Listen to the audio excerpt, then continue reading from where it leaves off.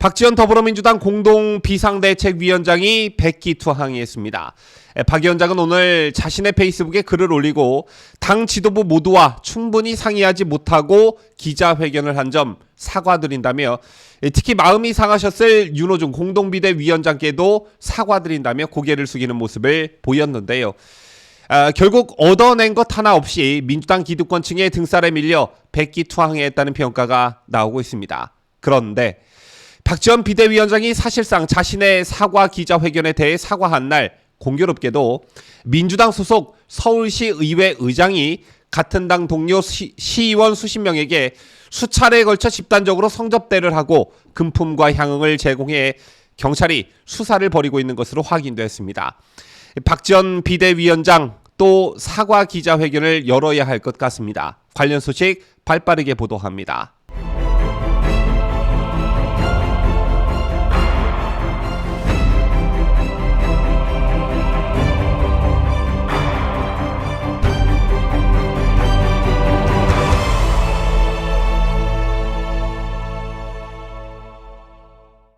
시청자 여러분 안녕하십니까? 뉴스데일리 베스트 민앵커입니다.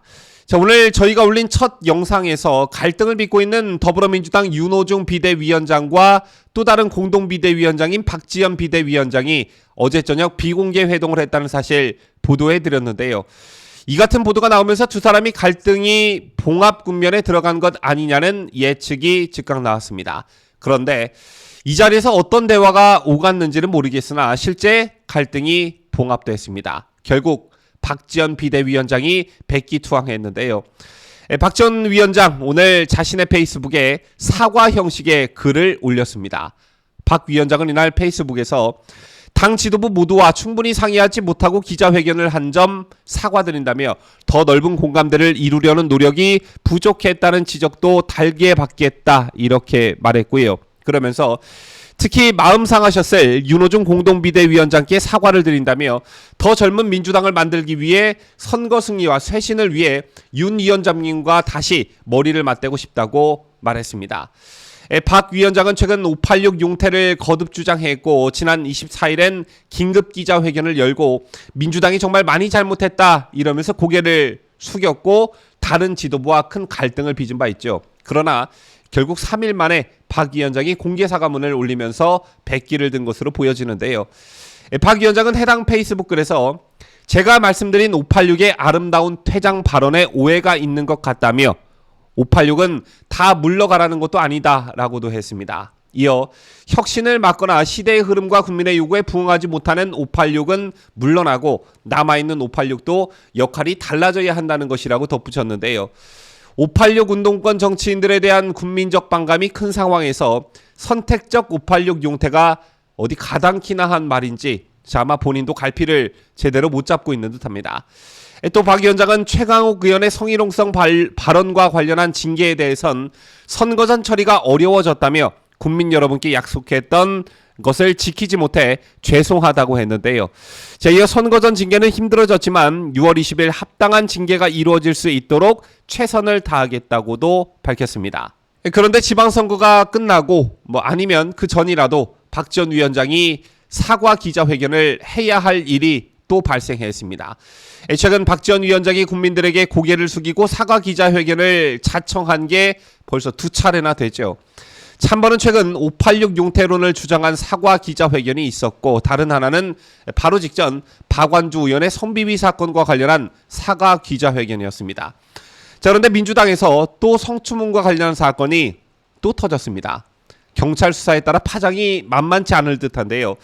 민주당 소속 서울시 의회 의장이 같은 당 동료 시의원 수십 명에게 수차례에 걸쳐 집단적으로 성접대를 하고 금품과 향응을 제공해 경찰이 수사를 벌이고 있는 것으로 확인됐습니다. 좀 더 사건의 경위를 자세히 들여다보도록 하겠는데요. 지금 보시는 접수증은 시민단체 서민민생대책위원회가 경찰청에 접수한 고발 접수증입니다. 고발장에서 민생위 측은 민주당 소속 김인호 서울시 의회 의장이 2020년 5월과 6월 사이 서울 동대문구의 한 유흥업소에서 서울시 의원 30에서 40명에게 술과 성접대를 제공하고 돈 봉투를 전달했다고 주장했습니다. 민생위는 적게는 두세 명 정도로 나눠 수차례 김 의장이 의원들을 불렀으며 이 같은 행위를 반복한 것으로 추정했는데요. 고발장에 적시된 내용을 보면 해당 업소에서의 성접대는 업소에서 호텔로 통하는 엘리베이터를 타고 객실로 이동해 이루어졌습니다. 30-40명의 의원에게 금품과 향응 성접대를 하는데 사용된 금액은 최소 수천만 원으로 추정되고 있는데요.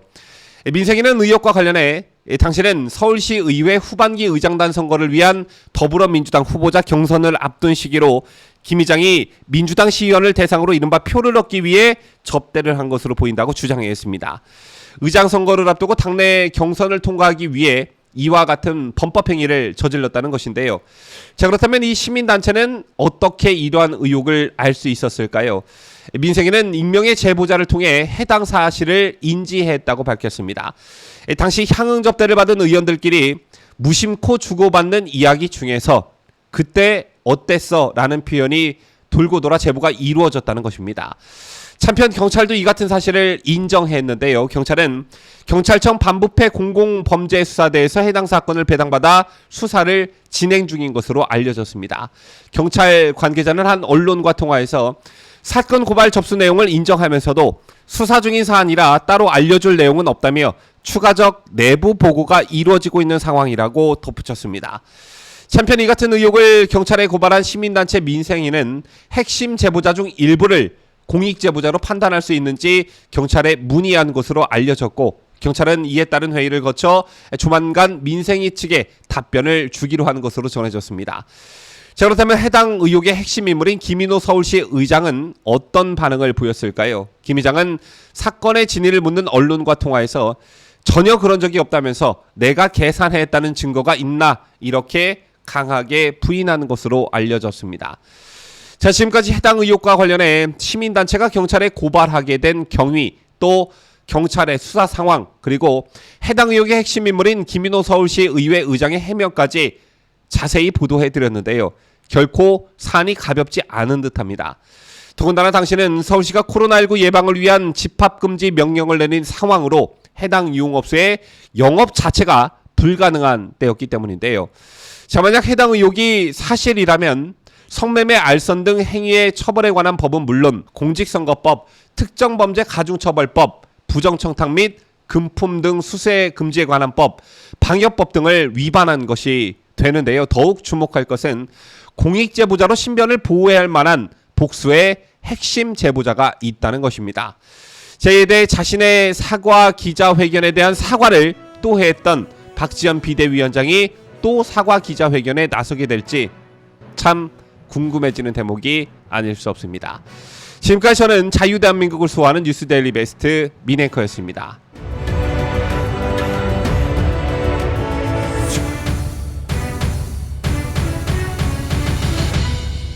함께해요.